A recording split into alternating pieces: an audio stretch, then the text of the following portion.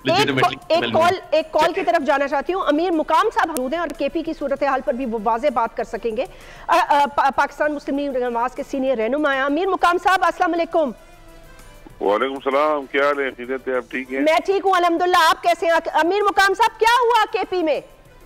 तो बस केपी में क्या, तो बस एक लहर हुए और वो हुआ काफी, आपने देख लिया हर जगह लोगों का बस क्या। अच्छा चले ठीक है, वो लहर थी हमने देख ली, लेकिन मुझे ये बताएं अमीर मुकाम साहब, आपकी जिम्मेदारी तो जाहिर सी बात है, याद है आपको मैं आपके साथ शो कर रही थी और आपसे बात भी कर रही थी। उस दिन आप मियां मोहम्मद नवाज शरीफ साहब से मुलाकात करके वापस आए थे, तो आपकी जिम्मेदारी केपी के हद तक भी काफी थी ना, तो वो भी एक बड़ी डिसअपॉइंटमेंट हुई है कि वहां से तो कुछ भी नहीं मिल सका, आपकी अपनी भी सीट चली गई।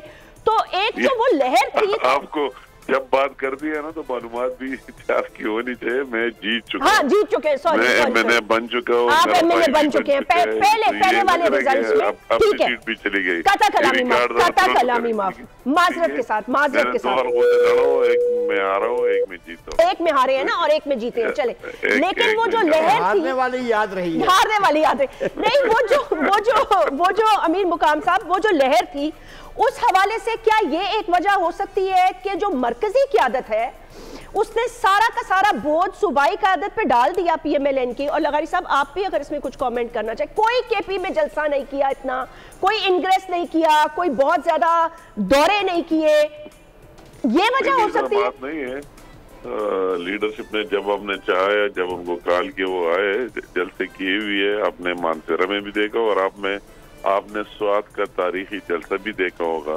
टीवी स्क्रीन पर, कि बिल्कुल एक रिकॉर्ड जो हमने पहले किया, अपना रिकॉर्ड खुद तोड़ दिया। नवाज शरीफ साहब खुद उस जलसे में आया था, मौजूद था, वही बात की। जब भी हमने कॉल किया तो लीडरशिप ने शपथ की, और ये सिर्फ हमारे साथ नहीं हुआ कि पीएमएलएन के साथ हुआ है। आप दूसरे सारे देखते, पीएमएलएन की लीडरशिप तो फिर भी पंजाब से, मगर जिनकी लीडरशिप केपी में है वो एनपी को देखे, वही जेओआई को देखे, दूसरे पार्टियों को देखे, तो हम सबका एक ही असर हुआ है जो रियलिटी है।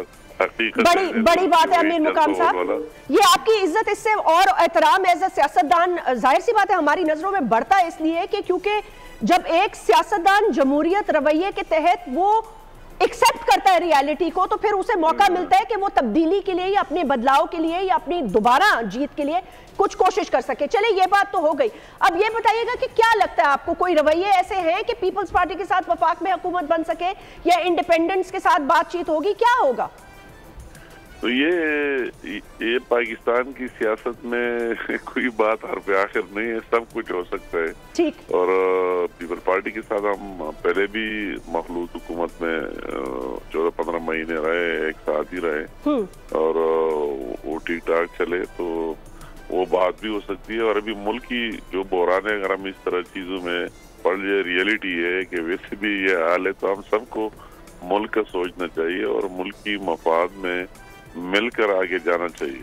चंद लोगों के तो मुल्क की मफाद नहीं होंगे, उसका अपना एक सोच फिक्र जो आप देख रहे हैं उसका तो वही तोड़ फोड़ और ये वो मिल रहा है न रहा है, मगर उनका वो जज्बाती, मगर जो लोग मुल्क के सोचते हैं, मतलब जमाती मफाद नहीं होता, मुल्क की मफाद को सोच कर तो एक दूसरे को बर्दाश्त कर लेना चाहिए और सबको मिलकर आगे जाना चाहिए। मैं तो इतनी बात कर सकूंगा, अगर हम अब भी इस चीज में नहीं पड़ा रहे तो फिर क्या असर हो। सही कह रहे हैं आप, बहुत बहुत शुक्रिया अमीर मुकाम साहब ने हमसे गुफ्तगू की।